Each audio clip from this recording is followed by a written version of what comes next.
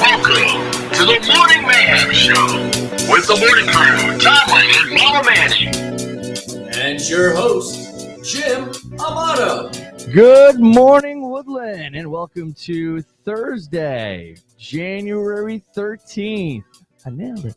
20 degrees warmer today than it was the past couple days. It was balmy for New England. It was 27, so it was nice. Yeah, it was a veritable heat wave this morning. It is a B-Day, and you're going to have a lot more of those next week. So don't forget that this no longer ends the marking period. So it is A-Day tomorrow, but that is not the end of the marking period. The end of the marking period goes after the holiday weekend. Tuesday and Wednesday will be B-Days, 2 consecutive B-Days in a row. I know some of you are going to forget that and end up bringing your A-Day stuff in.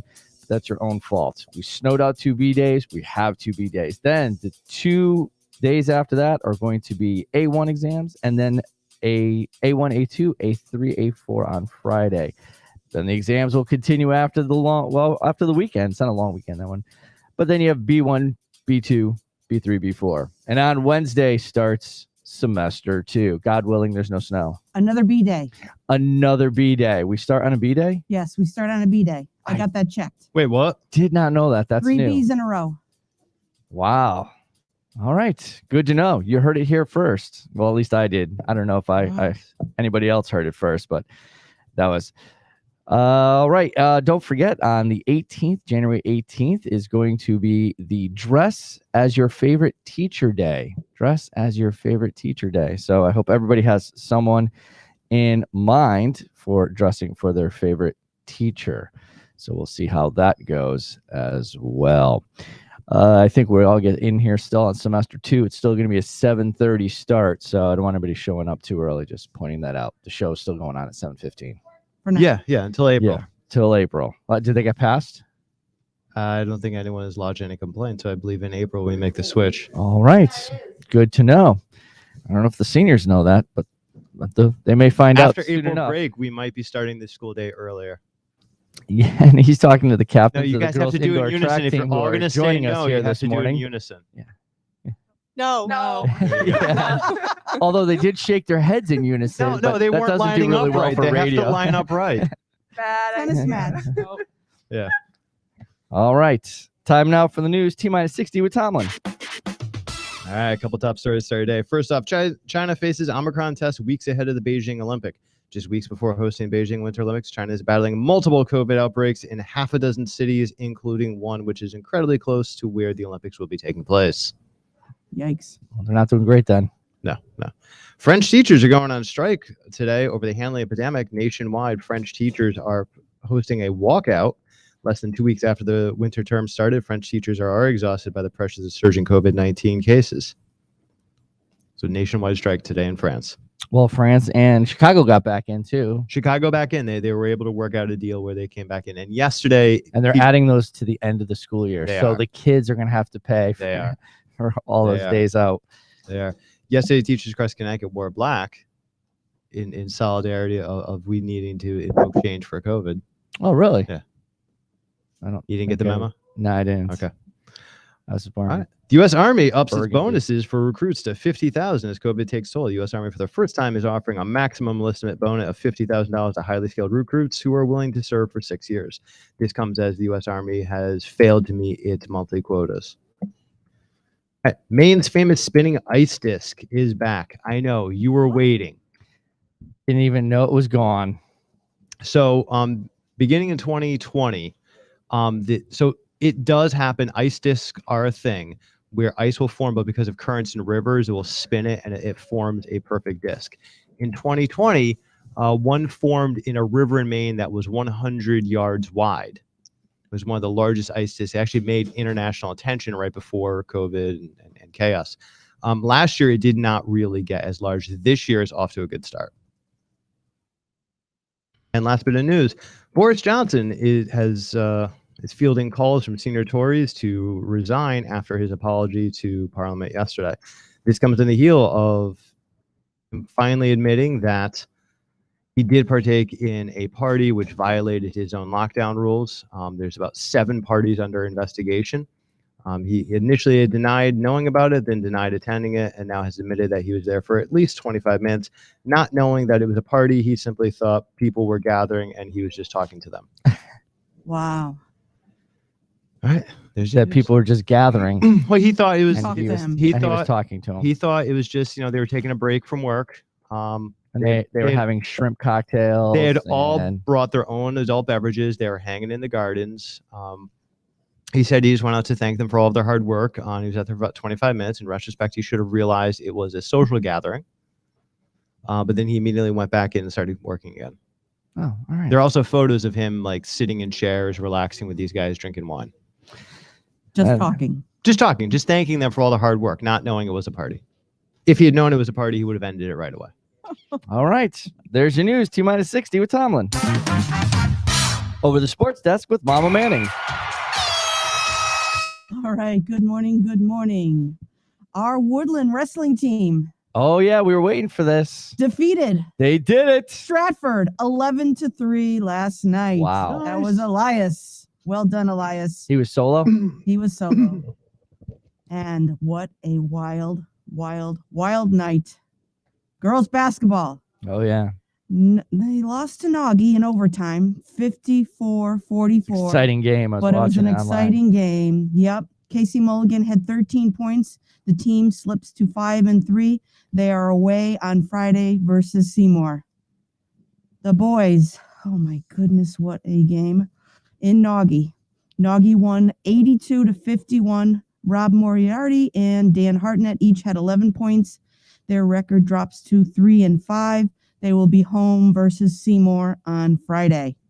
Good luck, athletes. Did you catch the UConn games? I saw the highlights.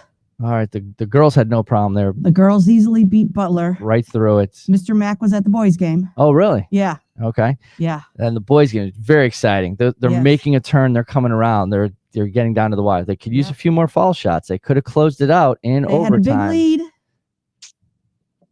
Other team came back, made it close. And then they went UConn overtime. had a surge, and then there was overtime. And then they didn't look back.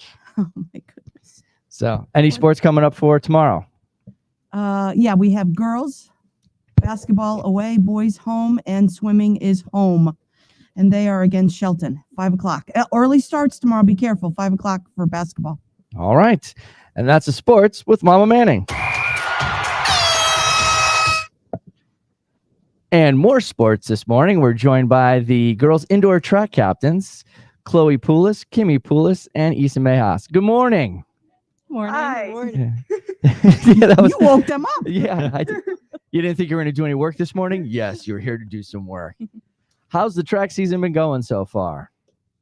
It's been pretty good. We haven't had many meets.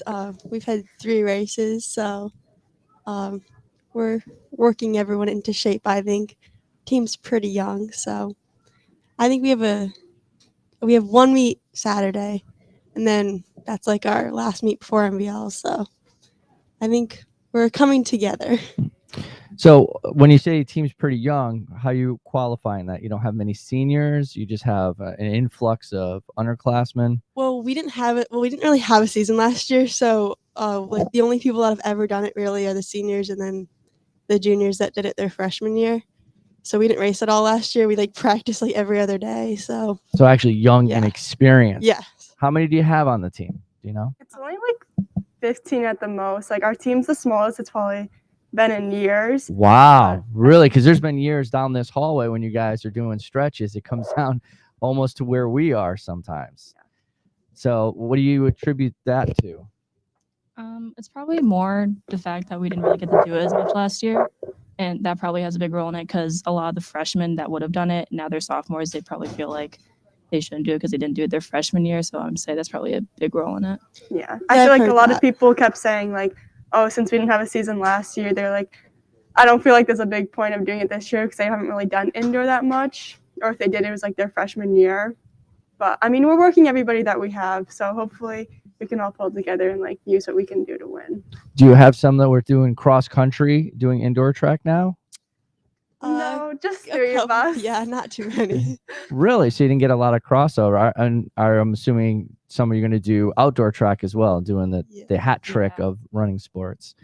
So what are some of the events that you're going to be participating in this year? What are going to be your specialties? What are you focused on? So for me, I personally do high jump. I do the 55-meter hurdles, and then I'll do some of the relays. So sometimes I'll do a 4x200 or a 4x400. All right. So my main event is the 600, but I'll also probably run like the 3, and they'll use me in any relay they can. But this season is probably gonna be the 4x4. I'm mostly just do the distance events. So I'll run like the 16 and 32, and then the 1,000 when they need me to. God bless you. That's a lot of I was running. gonna say, I'm tired I just know. listening to Yeah. them. Oh yeah, I I just know. run like 16, Yeah. 17. Yeah. I have seen these girls race, and it's exhausting to watch. You guys go fast and long distances. Well done. And what's your height for the high jump? So my personal best is 4'6". So I'm hoping to beat that for this coming meet. So you're like jumping over middle school kids and stuff like that. Yeah. That is incredible. That's awesome. I don't think I don't know how high I'd be able to. I can barely jump onto my bed, and that's not very high. And that's a nice soft landing. How is the pad once you jump over that bar, and that pad, is it cushy enough? Or Yeah, the how pad's much- actually really comfortable. It doesn't hurt at all. The only time it would hurt if you're jumping over is if you land on the bar or something. But if you just make it over and land on the pad, it doesn't hurt at all. What's it like that first time when you're approaching the bar? Oh, it's And you- scary. Is it what goes through your head? Well, the first time you're ever jumping, you're just looking at a bar and you're like, you kind of feel like you're almost jumping into it. And you gotta have like kind of a technique, or else you're just gonna be scared the whole time. So you gotta kind of like work your way into it. So how does one get into this? Well, you kind of just gotta go for it, and then No, maybe like did you just look at her like that? I want to do that. I'm not going to run long distance. I'm just going to go jump over things. I'm not going to jump over things that are just standing in the hallway. I'm going to jump over a pole as Yeah. high as I can. Yeah. I mean, I kind of wanted to try everything my freshman year, so I tried a bunch of events. Like I know I've tried pole vault, long jump, and high jump. Just kind of seemed what I was best at, what I liked the most. So it was most comfortable for me. And you do relay, right? Yeah. Well, in the past, I've done more relays than this year. This year, they're kind of focusing on more individual events. But yeah, I in the past I did a ton of relays, but this year I'm only like one. How do you like that change to individual and having that responsibility of setting the time trial on your own?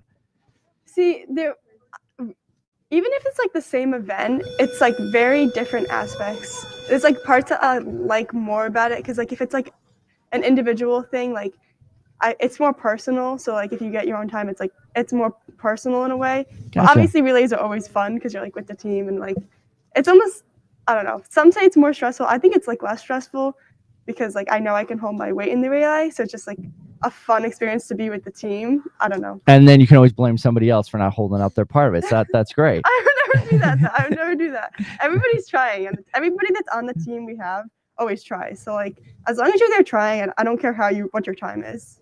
That's a great attitude. That's why you guys have been so successful for so long.